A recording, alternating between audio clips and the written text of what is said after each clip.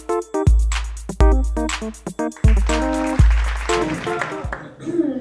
that was nice how you guys petered out there. That's like how I like to come on stage. This has got to be good for me, you guys. I don't get out much, and I'm out. I'm out, yeah. I have kids. Kids, that's right, plural. I have kids, because kids are like DUIs, you know. Sometimes you need more than one to learn your lesson. The second one was actually planned. That doesn't make it any less of a mistake, but planned it. My husband begged me for a second baby. He just couldn't stop begging me for another baby. And I knew I was going to be the one that's going to have to walk and feed it, but I gave in because I am a good wife. I do whatever my husband says. That brings me to my second topic, marriage. The kids weren't the worst mistake I ever made in my life. Getting married was. Because you can't drop your husband off at a fire station or a hospital. Like, no questions asked. You gotta get the law involved. Like, I even changed my name when I got married. I used to be called Blowjob Sherry. And there's no such thing as blowjobs when you're married, right, ladies? They're blow duties. Who's married? Are you married over here eating a salad? You're married, he's not.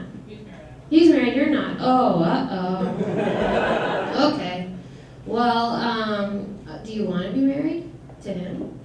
Because there's going to be some paperwork. Not really. You don't want to get married to him or anybody. Neither. That is such a sophisticated woman of the 90s.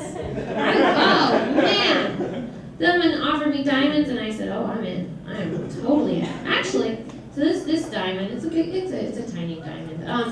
We're broke. Actually, my husband lost his ring, and we can't afford to replace it. So I just bought him a pair of Crocs. It serves the same purpose. It's like, is he married? Yeah, he's wearing orange flippers.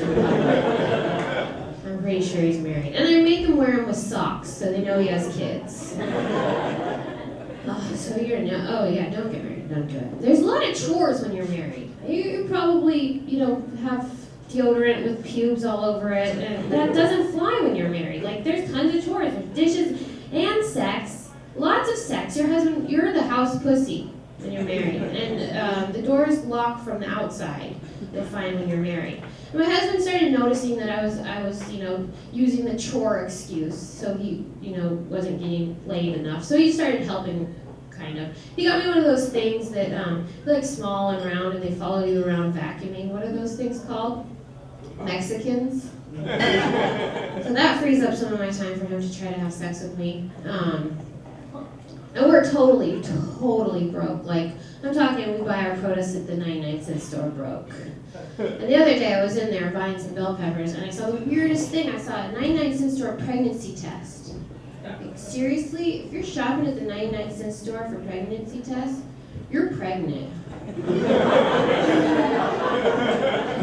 that's a 99.9% accurate reading right there. And it wasn't even like where the pregnancy test should be, like by the tampons and the condoms and the dreams, over in like aisle 9. It was at the checkout stand. Like, it was total impulse buy. It was right next to the barbecue flavored Skittles. And it was like totally like Roomba height. It was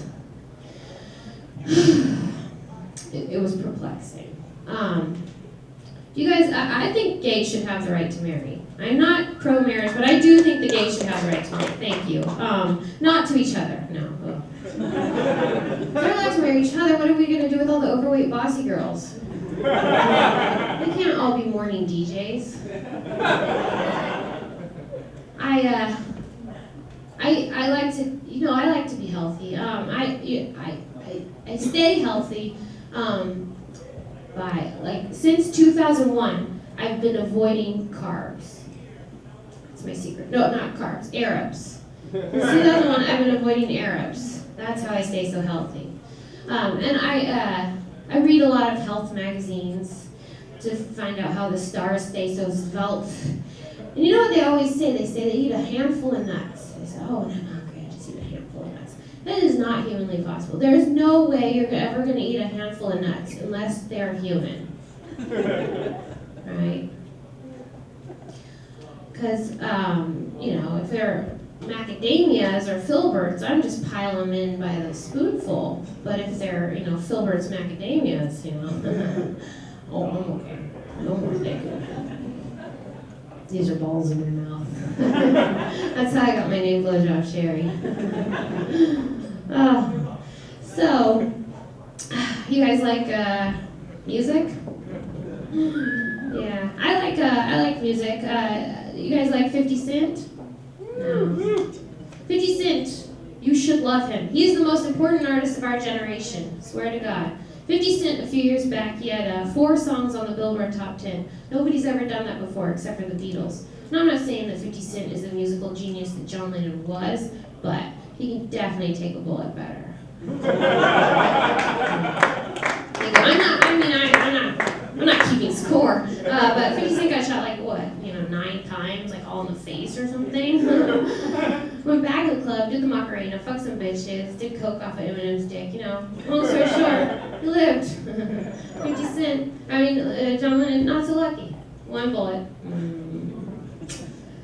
It's sad. They're just, it's because he's British. They just don't make him as strong as they do in America, right? Any British people here today? No? Oh. Anybody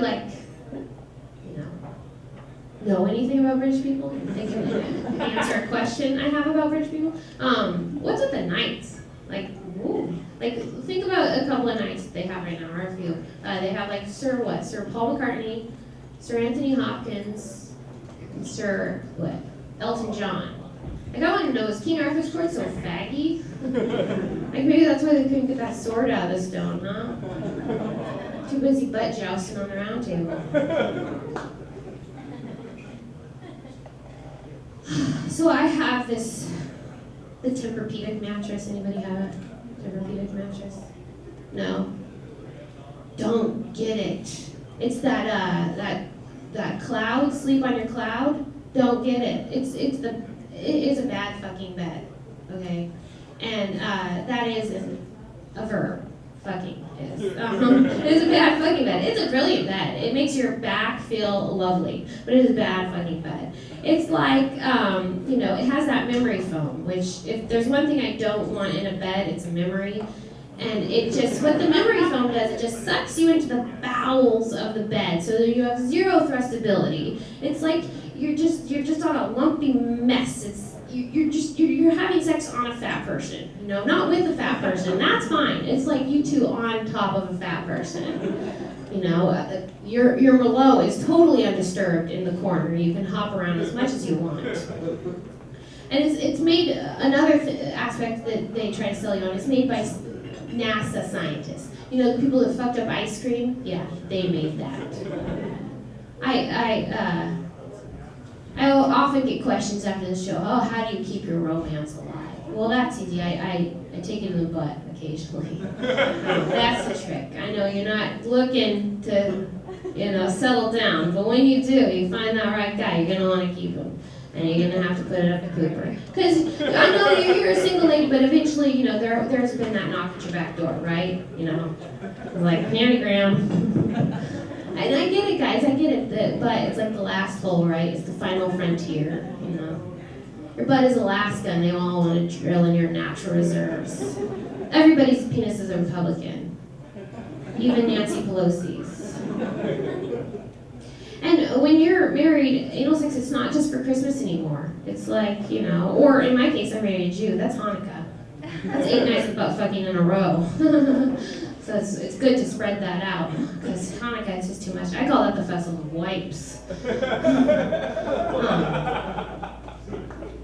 So I grabbed a mic stand. So in comedy speak, that either means I'm about to do a big anal sex act out, or I'm leaving the stage. Luckily for you, it's the latter, because I know what I'm doing, and I know that if I'm going to do anal sex material and go back to some other material, I'm going to get a urinary tract infection. So I'm going to leave you guys. You guys have been great. Thank you for listening. Bye.